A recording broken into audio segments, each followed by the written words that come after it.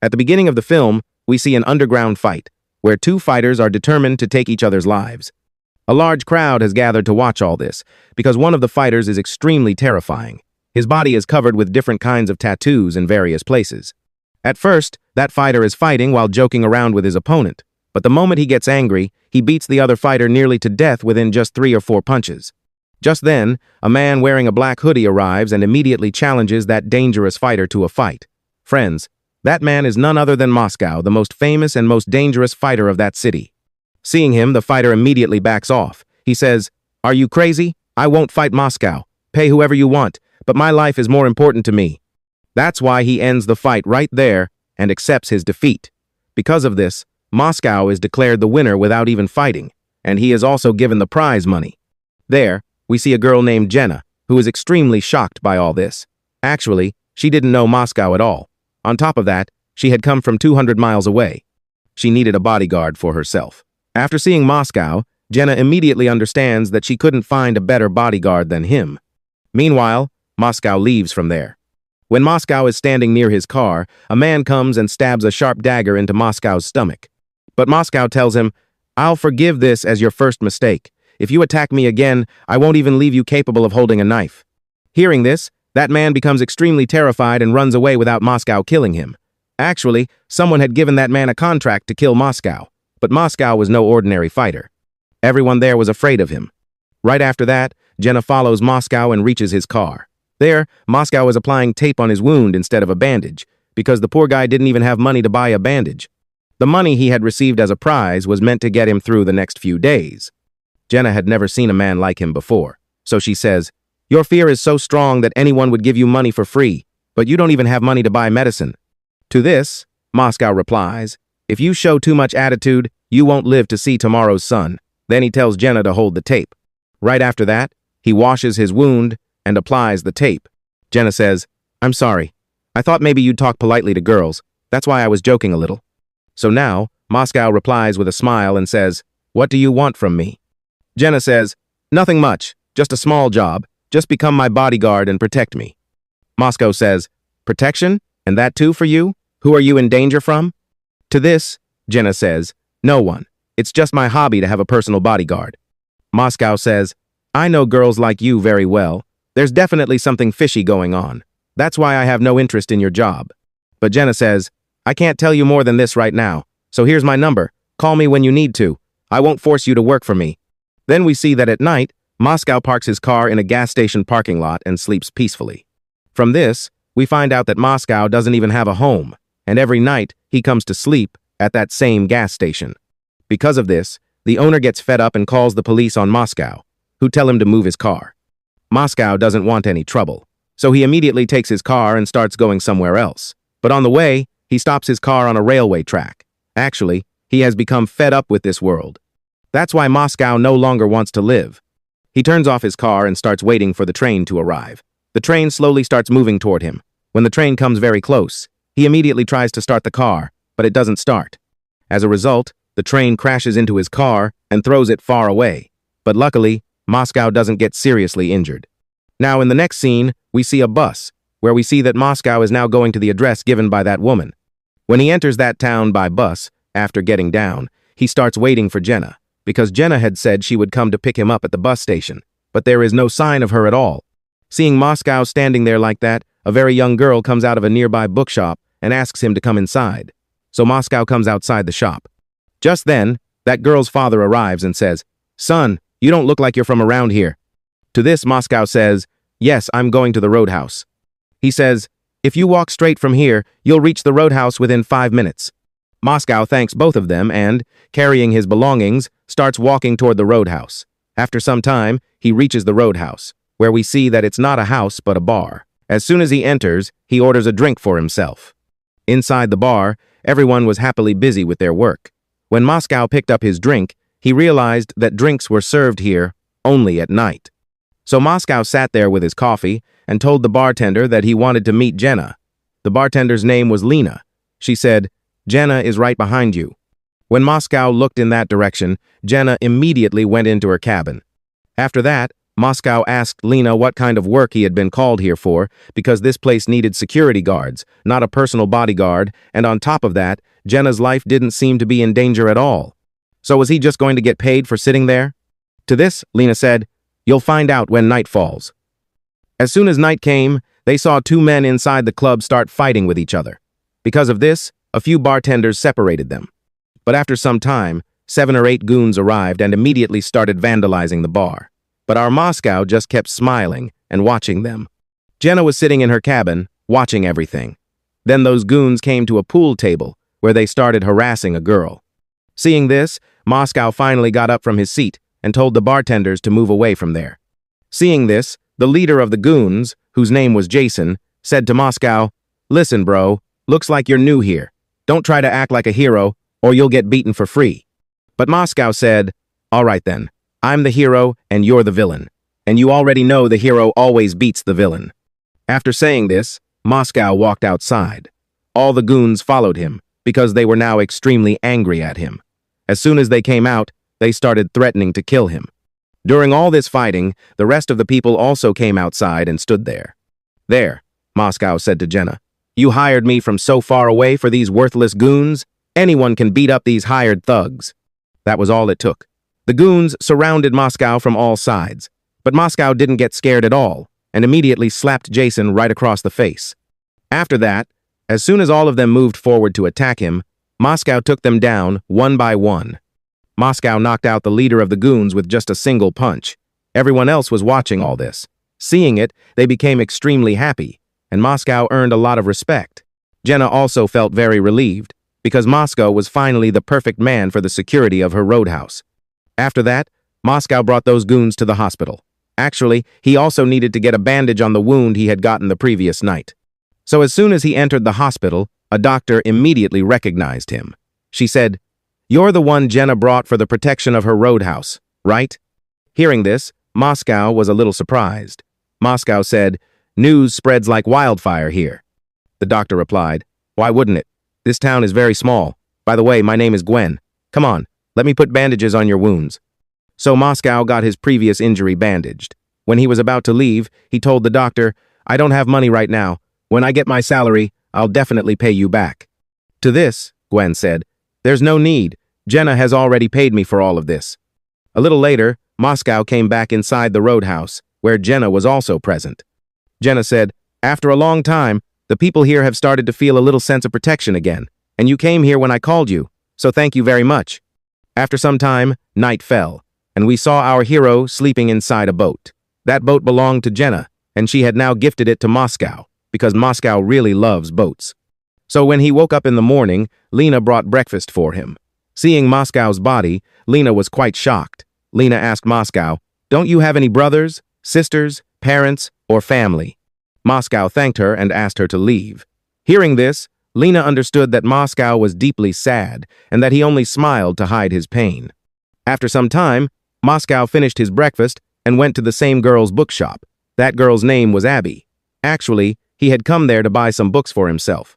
But then we saw 2 goons arrive outside Abby's shop. However, as soon as Moscow came out of the shop, they immediately left after seeing him. Moscow asked Abby, "What are these goons doing here?" She replied, "They come every week to steal our money. If they don't find anything, they break things for no reason."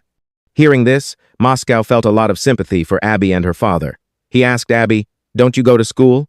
Abby said, "My dad doesn't have any money to pay my school fees. That's why I stay here at the bookshop all day." Hearing this, Moscow became even more emotionally attached to both of them. After that, Moscow came back inside the roadhouse, where everyone from outside was cleaning up the damage from last night together. Moscow wanted to help them, but Jenna said, "We'll handle this. You just focus on your job." Then the scene changes, and we see a very rich man sitting on his expensive yacht, getting shaved. There, we see the same goons who were beaten up by Moscow the previous night. They were the rich man's pets. That rich man's name was Daryl. While Daryl was getting shaved, he got a small cut on his neck. He got angry, but he still had a very important task pending, so he stayed quiet. That important task was that Daryl wanted to take over the roadhouse, demolish it, and build a luxurious hotel there. But Jenna didn't want to sell the roadhouse.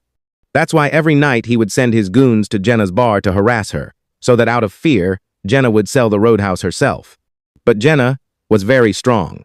That's why she called Moscow for her protection, and now Moscow was doing his job perfectly. Anyway, now the scene shifts back to the Roadhouse, where once again two people are fighting with each other. But as soon as Moscow enters from outside, both of them stop fighting out of fear. Friends, here we find out that Moscow's fear had now spread throughout the town, and everyone had started being afraid of Moscow. In the same way, a full month passed, and during this entire month, not a single fight took place inside the club. That means Jenna made the absolutely right decision by hiring Moscow as her bodyguard. Not only that, Moscow had now turned the bar staff into people like himself. Whenever a fight broke out anywhere, those two would handle it. If Moscow wasn't present there, they themselves would stop the people who were fighting. The names of those two bartenders were Samuel and Dan. One night, when Moscow stepped a little outside the Roadhouse, he once again saw those goons standing on their bikes, staring at him from a distance. But Moscow didn't pay much attention to them and came back inside the Roadhouse. That night also passed the same way. At night, when Moscow was sleeping on his boat, we came to know that Moscow had once been a UFC fighter, and not just an ordinary fighter, but a world champion. But he had quit the UFC because one day, some robbers entered his house from behind and shot his parents, killing them. That's why every night Moscow used to see dreams about his UFC days, which felt very disturbing to him. In the morning, Moscow came to a small restaurant, where he met Gwen. Gwen came up to him and started asking about his injury, and said, "Why didn't you come back for a follow-up checkup?" He replied, "Even if I hadn't gotten the first checkup, nothing would have happened to me." Gwen smiled and said, "Take care of your health." Here, Moscow realized that Gwen liked him. Now at night, when Moscow was at the Roadhouse, Jenna took him into her cabin and gave him his first salary. After leaving the US, this was the first time Moscow had seen so much money. While handing over the salary, Jenna said to him, "Take care of yourself. I don't want to lose you." Here, Moscow even started suspecting Jenna, thinking, could it be that she has also started liking me? But our guy didn't pay much attention to it. Later that night, when Moscow was walking on the road for a stroll, he felt that a car was following him. Because of this, he started walking a little faster. But that car moved toward him and hit him, knocking Moscow down. The car stopped a little ahead. As soon as Moscow stood up, he saw that the car was coming toward him again. Moscow tried hard to save himself, but his luck was really bad, and the car hit him again. That car was being driven by none other than the goons' leader, Jason. Moscow was about to fall into the water along with the car under the bridge. But just then, Jason and his companion got out of the car, and Moscow fell into the water along with the car. The scene immediately cut. Now we see that Moscow had returned to his boat. As soon as he entered, Jason was already there, waiting for him with a gun. But Moscow didn't panic at all and waited for Jason to get distracted. As soon as he got the chance, Moscow smashed a table on him and, at the right moment, threw Jason into the water. Moscow immediately picked up the gun and aimed it at Jason. But Moscow was pure-hearted. That's why he threw the gun into the water.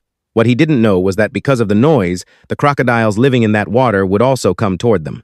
So a crocodile immediately came toward Jason and dragged him underwater. Moscow tried very hard to save Jason, but Jason had already been torn to pieces. Because of this, Moscow couldn't do anything. Along with that, the night also passed.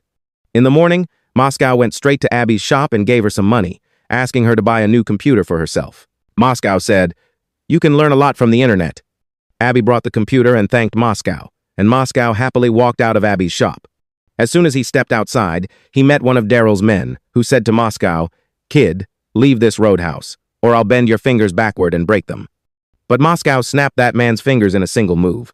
Moscow said, "Now you're going to need new fingers. And remember, I'm never leaving this place no matter who you call."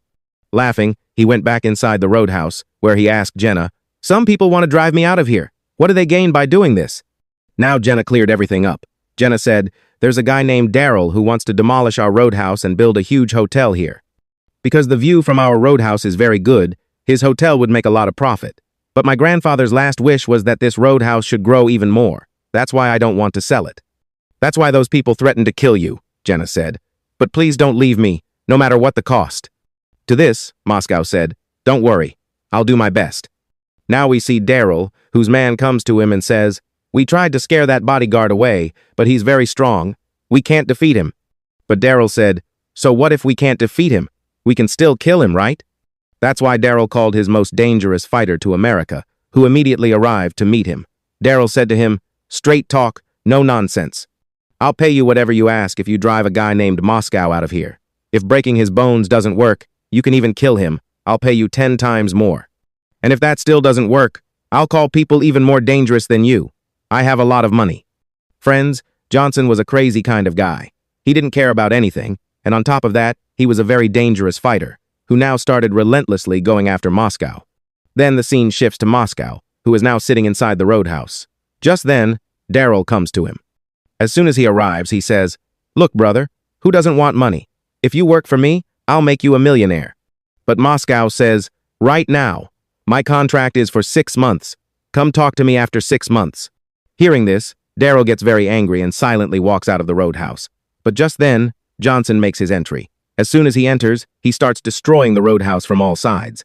That wasn't enough, he also starts beating up the bartenders. Seeing this, Moscow finally gets up and tries to stop him. But Johnson, who is a complete maniac, says, "I'm just testing my strength. If you want, you can test yours against me too." After that, a powerful fight starts between the two of them. But Johnson has a clear advantage over Moscow, because Moscow doesn't want to kill Johnson. Because of this, Johnson keeps beating Moscow and drags him all the way outside, kicking and punching him. As soon as Moscow gets back on his feet, he starts walking away from the Roadhouse. Johnson says, "What happened now? Ran out of steam?" But Moscow doesn't listen to a single word he says. He sees that Gwen has also come to meet him, but Moscow tells her to get lost as well and leaves from there. Meanwhile, Jenna arrives at the Roadhouse with the police, and she is extremely disturbed after seeing the condition of the place. When she goes inside, she doesn't find Moscow anywhere. Moscow is sitting on his boat, packing all his belongings. Just then, Jenna arrives there and says to him, "So this is all it took for your hero act to disappear? This is how the most famous fighter was made? I agree Johnson is stronger than you, but that doesn't mean you'll just run away out of fear." Finally, Moscow responds to Jenna. Moscow says, "If I take this any further, people will die, and I don't want that." Jenna says, "Who's stopping you? Even if a case is filed against you, I'll get you out." But he says, "It's not just that. If I lose my temper, I don't know how many people will lose their lives." Saying this, he leaves from there. When Moscow comes to the bus station to leave, he sees fire brigade trucks standing outside Abby's shop. As soon as he enters the shop, he finds everything completely burned. Seeing this, he becomes extremely angry.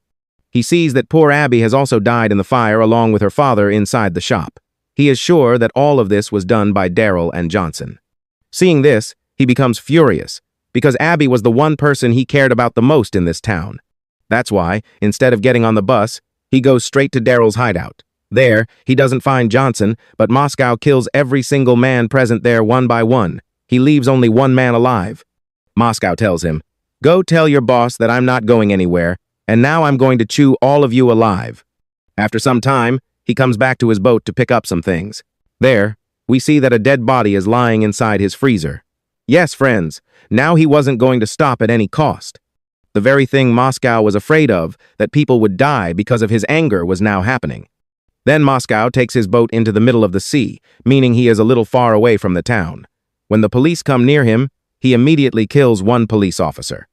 After killing the police officer, he comes back toward the shore again. From there, he steals a very big businessman's boat and heads straight toward Daryl's boat. As soon as he reaches there, Daryl's men search him and send him to Daryl. Moscow becomes extremely angry, so he tells Daryl, "Exactly 1 hour from now, you'll start seeing the angel of death." Daryl's men tell him to kill Moscow right there, but Daryl says, "Let me see how he kills me within 1 hour." Hearing this, without thinking for even a moment, Moscow presses the button on a remote. Because of this, a massive blast occurs, and everyone falls down. Moscow also comes down and starts killing all of Daryl's men one by one. Because the boat catches fire, it is about to sink. So we see Daryl, who has now taken Gwen hostage on the boat and is escaping in a small boat. Moscow immediately starts chasing him. Daryl is driving his boat very fast. When Daryl gets distracted, Gwen attacks him. Because of this, a fight starts between the two of them. The boat loses its direction and crashes straight onto a beach. But just in time, Moscow and Gwen jump into the water. Daryl, however, crashes along with the boat onto the shore. When Moscow tracks Daryl down, Daryl attacks him. But Moscow knocks him down with a single blow.